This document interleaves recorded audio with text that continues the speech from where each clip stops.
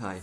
So today I want to talk about SEO and kind of why you need to be constantly investing in it, either from a time and an effort point of view, as well as perhaps financially if you've got the budget to do so, and use an analogy here to put it into a context that maybe is a little bit more human to try and understand.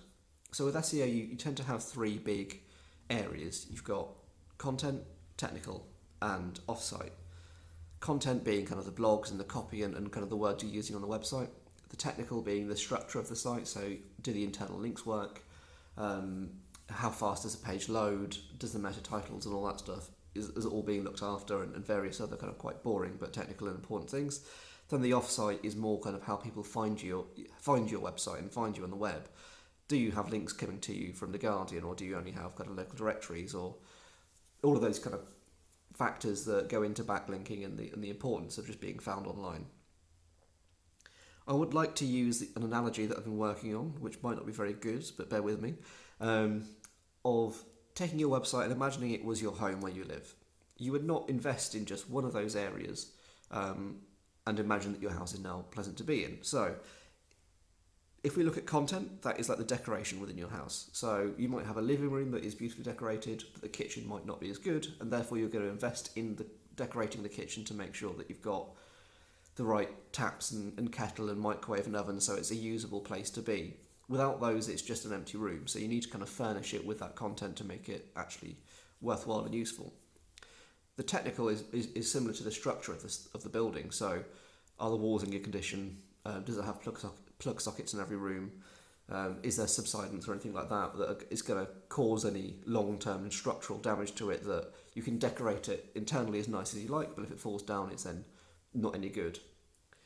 The offsite and the kind of the backlinking and the external links is more like how well connected you are to local services. So do the roads come to you? Are they all in good condition? Are you near a train station? Are you in a city? Or are you out in the countryside?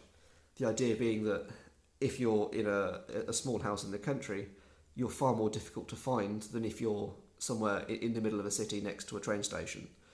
That's basically like having more and less links, right? So the more links you have, the more like a city you are. The less links, the more kind of remote you are. People can still find you, and they will still find you, but it's going to be much more difficult for them to do so.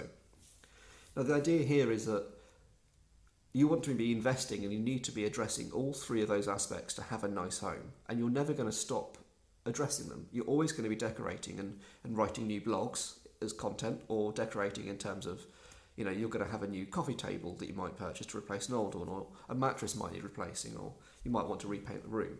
You're never going to stop that process happening. You're always going to be doing it.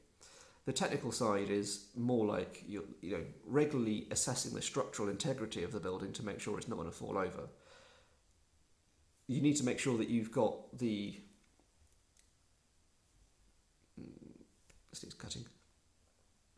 If you don't look after the technical SEO and the kind of the structure of the building, you might have the most beautifully decorated building in the world, but it might then just fall over and ruin everything inside of it. So you can't just only focus on content and then ignore the technical SEO. And equally, you might have the best house in the world, but if no one can find you, then what's the point in doing that? It's only through constant investment and improvement of these three aspects, as if it was your home, that you will actually see results in the long term. Just doing one thing isn't going to cut it. You need to be doing a bit of everything. In terms of how you do that, you might do it through short-term contracts or long-term contracts, or kind of fixed projects.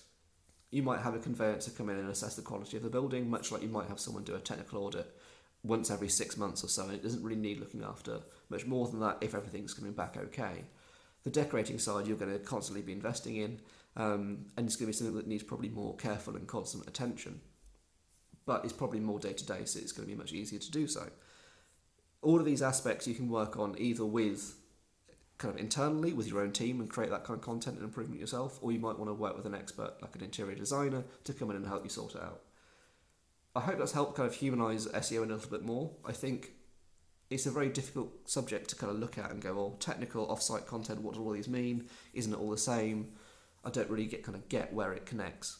But I'm hoping that this house analogy helps tie it all together and go, well, you wouldn't just sit in your home and never invest in anything and go, right, well, in 2020, this is a perfect house. I'm not going to change anything for the next 10 years.